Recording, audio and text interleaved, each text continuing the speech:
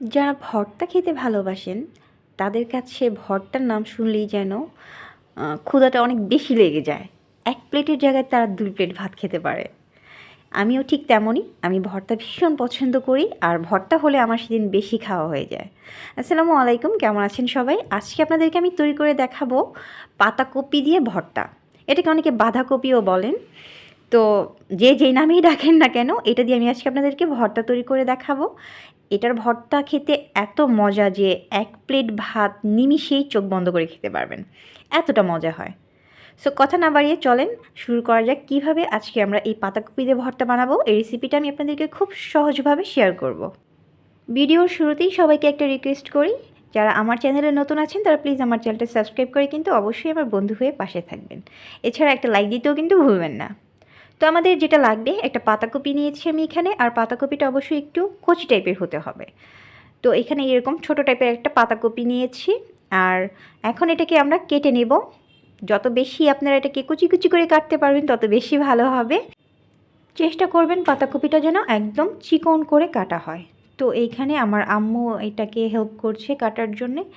বটি দিয়ে আম্মু এটাকে একদম চিকন চিকন করে কেটে দিচ্ছে। আর আপনারা যদি বটি দিয়ে কাটতে না পারেন তাহলে কিন্তু পিলার দিয়ে এটা করতে পারেন। পিলার দিয়ে কাটতে কিন্তু একদম চিকন করে কাটা হয়, প্লাস বেশি কষ্টও হয় না। যারা কাটতে পারেন না তাদের জন্য এই আইডিয়াটা। তো এই তো এরকম চিকন করে কেটে নিয়েছি। এখন এটাকে ভালো মতো ধুয়ে তারপর এটাকে সিদ্ধ করতে দিতে হবে। এখন অনেকের কাছেই প্রশ্ন থাকতে পারে যে পাতাকপি দিয়ে যে একটা কেমন একটা বাজে একটা স্মেল আসে, ভর্তা করলে সেটা থাকবে কি না। আসলে এরকম কোনো স্মেল থাকবে না, কারণ এই যে এটাকে আমরা এখন পানিতে দিয়ে দিলাম সেদ্ধ করার জন্যে। একটু সেদ্ধ করে ভাপিয়ে নিব। এটা হবে কি, যে পাতাকপির যে একটা কাঁচা কাঁচা একটা গন্ধ থাকে সেটা কিন্তু চলে যাবে। তো আমি সবগুলো এখানে দিয়ে দিলাম। এখন এটাকে আমরা ঢেকে প্রায় 5 থেকে 10 মিনিটের মতো আমি এটাকে সিদ্ধ করে নেব।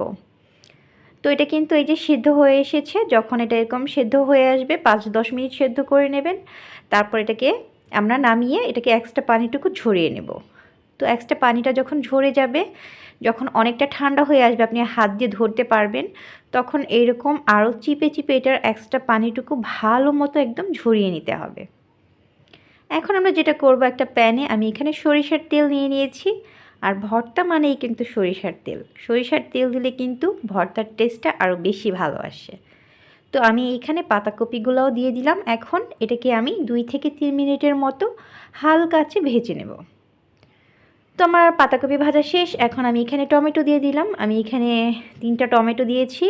আর টমেটোগুলো কিন্তু আমি পানি দিলাম না, আমি কিন্তু এটা এইভাবে ফ্রাই প্যানে ঢেকে আগুনের তাপে এটাকে আমি সিদ্ধ করে নেব।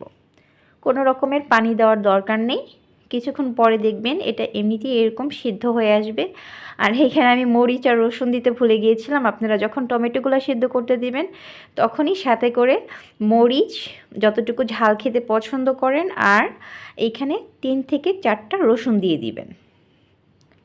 তো আমি মরিচগুলো যেহেতু পরে দিলাম, তাই আমি আবারও টমেটোটাকে সিদ্ধ করে নেব। আর পানি দিয়ে সিদ্ধ করার চেয়ে এইভাবে আগুনে পুড়িয়ে সিদ্ধ করলে টমেটোর টেস্টটা আরও বেশি ভালো আসে।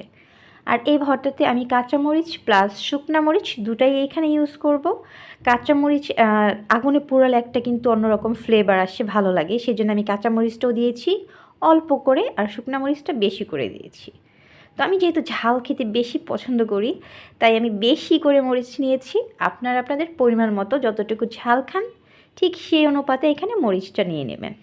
তো মরিচটা কিন্তু ভাজা হয়ে গিয়েছে, আর এদিকে টমেটোটাও সিদ্ধ হয়ে গিয়েছিল, তাই আমি টমেটো আর মরিচটা ভালো মতো এভাবে চামচ দিয়ে চটকে নিয়েছি। তো এই কাজটা যখন শেষ হয়ে যাবে টমেটো আর মরিচ মাখাটা, তারপর আমরা বাকি কাজটা করব। এখন এই যে আমরা যে মরিচগুলো ভেজে নিয়েছি সেইখানে এখন পরিমাণ মতো লবণ দিয়ে নিলাম।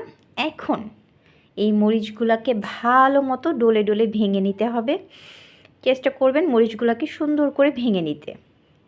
যত বেশি গুঁড়া করা যায় ততই ভালো। আর এখানে আমি পেঁয়াজ নিয়ে নিয়েছি প্রায় 1/4 কাপের মতো।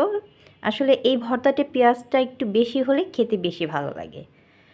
এখন এগুলাকে একদম একটু ভালো মতো হাত দিয়ে চটকে নিতে হবে, তার মানে একটু ভালো মতো হাত দিয়ে কচলিয়ে নিতে হবে। পেঁয়াজগুলোকে একটু নরম করে নিতে হবে। তারপর এখানে আমরা দিয়ে দিব ধনেপাতা। ধনেপাতা দিয়ে আবারও এটাকে ভালো মতো মিক্স করে নেব। এখন অনেকে বলতে পারেন যে সবগুলো একবারে দিলে কি হয় না? না, সবগুলো একবারে দিলে হবে না। আসলে ভর্তা বানানোরও কিন্তু একটা নিয়ম আছে। সেই নিয়মটা যদি আপনি ফলো করে বানান তাহলে কিন্তু আপনার ভর্তাটা মজা হবে।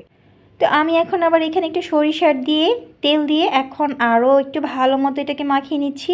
আর এইটা কিন্তু আপনি এমনিতেও খেতে পারবেন, এটা এমনিতেও খেতে অনেক বেশি মজা। তো আমি যেহেতু পাতাকপির ভর্তা বানাচ্ছি তাই আমি এখানে টমেটোটা দিয়ে দিলাম পরে। আর আপনারা চাইলে কিন্তু টমেটো ছাড়া শুধু পাতাকপি দিয়েও এই ভর্তাটা তৈরি করতে পারেন, বাট আমি বলবো টমেটোটাও ইউজ করার জন্য, টমেটো দিলে এটারও খেতে বেশি ভালো লাগে। তো আপনারা টমেটো দেওয়ার পর এটা এমনিতেও খেতে পারবেন। তো ভর্তাটা কিন্তু এটা দেখেন 3 রকমের কিন্তু হয়ে গেল। প্রথমে মরিচ দিয়ে করলাম, মরিচ আর কাঁচা মরিচ দিয়ে, ওটাও কিন্তু এক রকমের হলো। এরপর টমেটো দিয়ে যে করলাম ওটাও এক রকমের হলো। এখন পাতাকপি দিয়ে করলাম, এইভাবেও কিন্তু খাওয়া যায়। যাই হোক, পাতাকপি দিয়ে আমি আবার ভালো মতো মিক্স করে লাস্টের দিকে আবারও আর একটু সরিষার তেল দিয়ে এখন এটাকে ভালো মতো মাখিয়ে নিচ্ছি একদম মনের মাধুরী দিয়ে। আর এটা মাখাতে মাখাতে অলরেডি আমার জিভে পানি চলে আসছে যে কখন আমি ভাত খাবো। তো এই হচ্ছে আমাদের পাতাকপি ভর্তার ফাইনাল লুক। দেখতে যেমন সুন্দরী, এটা খেতেও কিন্তু অনেক বেশি মজা। আপনারা যারা এখনও পাতাকপি দিয়ে ভর্তা ট্রাই করেননি তারা অবশ্যই জলদি জলদি করে এই রেসিপিটা ট্রাই করে নেবেন। আর খাওয়ার সময় আমাকে অবশ্যই একটু ধন্যবাদ দিবেন। যাই হোক, সবাই ভালো থাকবেন। আজ এ পর্যন্তই। সবার জন্য রইল অনেক অনেক ভালোবাসার দোয়া। আল্লাহ হাফিজ।